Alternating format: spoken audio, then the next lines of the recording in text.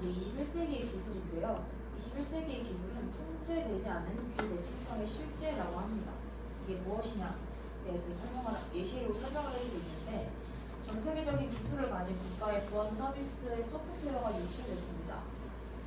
다음 소프트웨어가 불안정한 핵 강국을 돕는 해커손에 들어가게 됐어요. 그 다음에 소프트웨어가 무기화되고 그 핵심 인프라를 공격하는 데 사용이 되게 됩니다. 그렇게 되면 의료, 교통, 전력, 통신, 물류, 현대국가의 시스템에 타격을 받게 됩니다. 즉, 근본적인 억제 실패로 인해 글로벌 초강대국은 강력하고 안전하다고 생각되는 본인의 기술에 오히려 희생양이 되고 마는 거죠. 현재의 사이버 공격은 실제 위협이 아니라 취약성과 불안정성의 새로운 시대를 알린다고 하는데요. 즉, 경고 신호라고 합니다. 안보의 유일한 중재자는 국민 국가의 역할을 약화시킨다고 합니다. 다음 권력에 대해 의미에 대해서 설명을 하고 있는데, 어떤 일을 하거나 특정한 방식으로 행동할 수 있는 능력 또는 역량, 타인의 행동이나 사건의 진행을 지시하거나 영향을 미칠 수 있는 능력을 권력이라고 합니다. 이러한 권력은 기술이 권력의 한 형태로 작용을 하는데, 즉 정치적입니다. 다가오는 물결의 가장 큰 특징은, 그러니까 미래 기술의 가장 큰 특징은 권력에 대한 접근의 민주화입니다. 지식 자체로도 가치가 있지만 실질적인 행동을 취할 수 있는 능력은 앞으로 훨씬 더 큰 영향력을 발휘할 것이라고 합니다.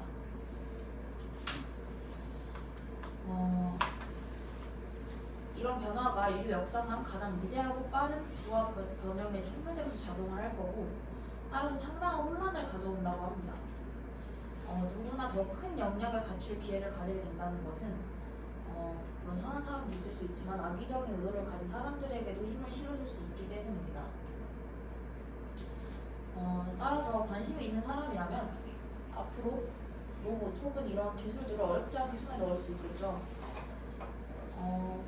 그리고 광범위한 코드 기반의 의존을 하다 보니 이러한 AI는 더 쉽게 취약점을 발견할 수 있고, 따라서 더 쉽게 보안이나 그런 것들이 뚫릴 수 있다는 얘기를 하고 있었습니다. AI를 강력 혹은 매력적으로 만드는 기능은 스스로 학습하고 적용하게 만드는 것인데요. 이는 악의적 행위자에게 힘을 실어주면서 국가의 핵심 기능을 공격할 가능성이 높아지게 만들기도 합니다. 다음은 11장 국가의 미래입니다. 구글은 전 세계 지역에서 지도와 위치, 정보, 동영상 스트리밍 등 매우 다양한 분야의 방대한 서비스가 통합된 그런 사이트인데요.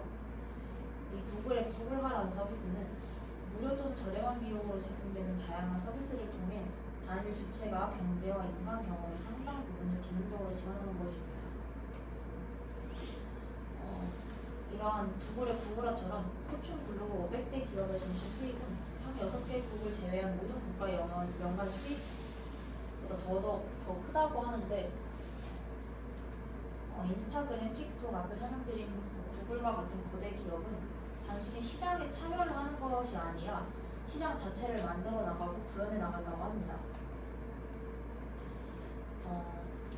그래서 이 시스템의 효과적인 일반화는 권력과 부는 그 기술을 가지고 있는 소유주에게 집중되게 된다는 것입니다. 다음 12장 딜레마입니다. AI는 인간의 장단점을 모두 가졌는데, 따라서 가치와 위험도 동시에 지니고 있습니다.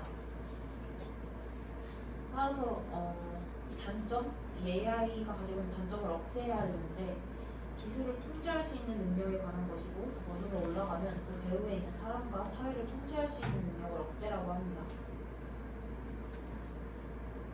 이 안보라는 명목으로 거대 기계를 활용해서 말 그대로 다른 거대 기계의 출현을 막을 수 있다고 하는데요. 이는 실패 모드를 불러온다고 합니다. 자기 결정권, 자유, 사생활이 지워지고 감시와 통제 시스템이 사회를 억압하는 지배 형태로 변질됩니다.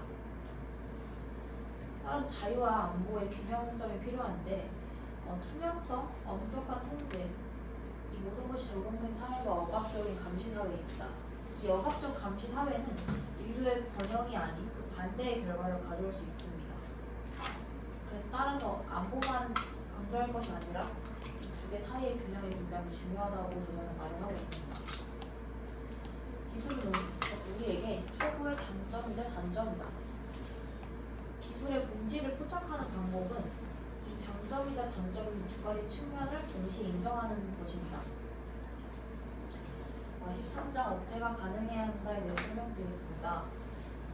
앞서 설명드린 다양한 두 가지 측면 장단점을 모두 가지고 있는 그 딜레마에서 벗어나는 길은 모든 조직에 걸쳐 국가적, 추국가적 수준에서 합리적인 안전 제약과 발전의 필요성 사이의 균형을 잡아줄 정교한 규제가 있으면 벗어날 수 있다고 합니다. 그러나 그 규제만으로는 충분하지 않다고 하고 있는데요. 최근 이 규제를 만들 수 있는 정부는 신뢰가 하락하고 있고 고착화된 불평등과 양극화된 정치 등의 문제에 직면해 있고 기술은 빠르게 발전하지만 정부가 만들 수 있는 규제는 만드는 데만 몇 년이 걸리기 때문에 따라오는 데 충분하지 않다고 합니다.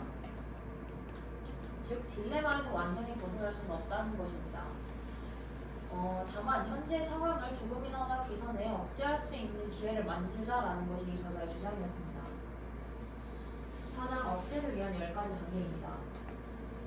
1번 안전, 기술 안전을 위한 아폴로 계획.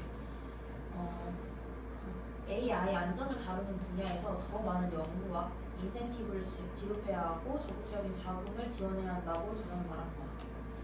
두 번째 감사. 현재 배포된 시스템을 테스트하기 위한 글로벌하고 공식적이며 정기적인 노력이 필요하다. 3번 초크포인트 시간 벌기. 억제 전략을 추가로 개발할 시간, 안전 조치를 추가로 구축할 시간. 전원 스위치를 테스트하고 향상된 방어 기술을 개발하고 국가를 강화하고 규제를 개선하고 법안을 통과시키고 국제적 동맹을 맺을 시간이 필요하다고 합니다. 제작자, 제작자가 아닌 비평가도 참여를 해야 된다고 하는데 효과적인 억제를 하기 위해서는 이를 현실화하는 데 전념하는 기술 전문가들이 필요하다고 합니다. 그러니까 이들이 비평을 해줘야 된다는 거죠. 근데 이 비평가는 실무 감각이 존재하는 사람들로 구성되어야 한다고 합니다. 5번째, 기업은 이익 더하기 목적으로 움직이게 되는데 전통적으로 기업은 주주 수익률이라는 목표를 가지고 있었습니다. 근데 사회에 긍정적으로 기여할 수 있는 창업자와 기술 분야 종사자들이 더 나은 목적을 바탕으로 기업이 나아가야 된다 라고 하고 있습니다. 6번째, 정부입니다. 우리가 번영하기 위해서는 국가가 필요하게 되는데 자유민주주의 국가를 지지하고 스트레스 요인에 맞서 국가를 강화하기 위한 모든 노력이 뒷받침되어야 한다고 합니다. 7번째, 동맹입니다. 동맹은 기술 전문가나 하위 국가 기관의 수준에서도 작동할 수 있으며 지원할 대상과 억제할 대상을 공동으로 결정하기 때문에 필요하다고 합니다. 8번째, 문화입니다. 실패에 대한 두려움과 대중의 비난이 기술 발전의 전체로 이어지게 되는데 이런 실패를 포용하기 위해서는 말로만 할 것이 아니라 진심으로 수용을 하는 자세가 필요하다고 합니다. 9번째, 운동입니다. 우리가 단결에 한 목소리를 낼수록 즉 변화를 요구하고 조화로운 접근 방식을 지지하는 대중의 목소리가 커질수록 긍정적인 결과를 얻을 가능성이 높아진다고 합니다. 마지막 10번째인데요. 좁은 길이라는 것이 일관성을 뜻하게 되는데 각 요소가 다른 요소들과 조화롭게 작동하도록 해 억제가 상충하는 프로그램이 불협화음이 아닌 상호 강화 조치의 선순환으로 작용할 수 있도록 해야 한다고 합니다.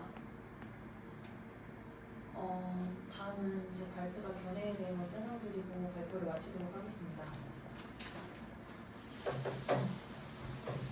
사실 이 책을 원래 제가 발표된 분이 8부작이었는데 10에서 14장의 방대한 양을 다시 읽으려고 하다 보니까 제대로 못 읽은 부분도 많고 잘 이해를 못한 부분이 큰 것 같은데 일단 전반적인 내용을 봤을 때 AI는 AI 발전 자체가 장단점을 모두 가지고 있지만 그 장단점을 완전히 억제할 그런 규제나 방안이 아직 뚜렷하게 나오진 않은 상태인 것 같고 근데 그렇게 나오진 않았는데 또 기술은 엄청나게 빨리 성장을 하고 있어서 저희가 그거를 막을 수도 없는 상태인 것 같습니다.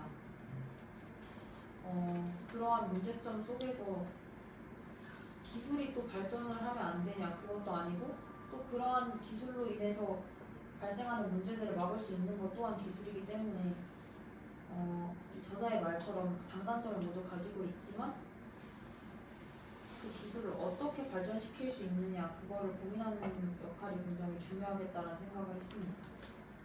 감사합니다.